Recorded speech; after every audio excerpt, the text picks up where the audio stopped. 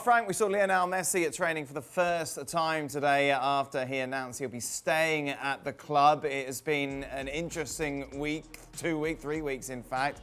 But I want to focus on Antoine Griezmann and how this affects him because, of course, he was playing on the wing. We heard Koeman come out and say, look, that isn't his best position. I'm going to be playing him more centrally. However, with Messi there, obviously Coutinho's flapping about again. Let's talk of Depay as well.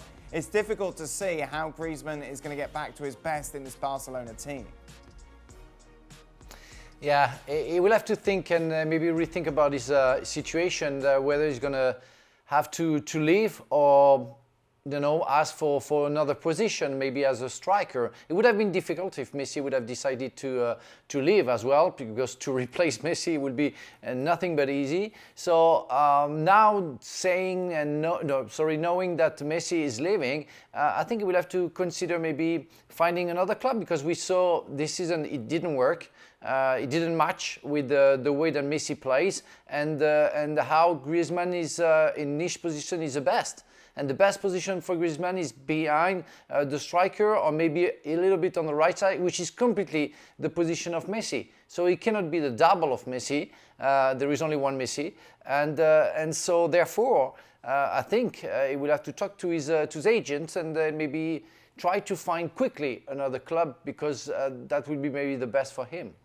Gab, you were talking about this on your podcast I was listening to today, and it is stating the obvious, I know.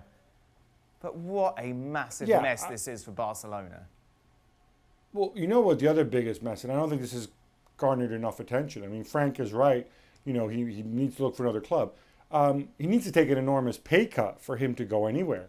I don't know that people have made enough of a big deal out of this, but part of Barcelona's eternal massive mismanagement is the fact that, you know, Antoine Griezmann is one of the 5 or 6 highest paid players in the world. And that means that, you know, based on his production last season, based on his age, there's nowhere for him to go, even on a free transfer. And Barcelona, as we saw, they don't really like to give players away on free transfers. So I think what's going to happen here is Ronald Koeman is going to try to find a way to make it work. Luis Suarez is gone. You know, maybe he sits down and says, hey, Antoine, you know, in your last year at Atletico Madrid, you played through the middle. Give it a go. Play at center forward, but please remember where Messi is and, you know, adjust your runs and your timing according to Messi. You're a smart guy. If Luis Suarez figured it out, you can figure it out.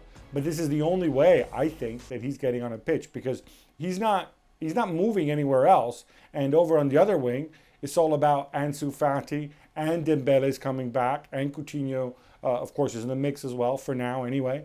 So I think his options are severely limited. Do you agree, Frank? Like, it's going to be interesting to see how this is going to develop for Griezmann.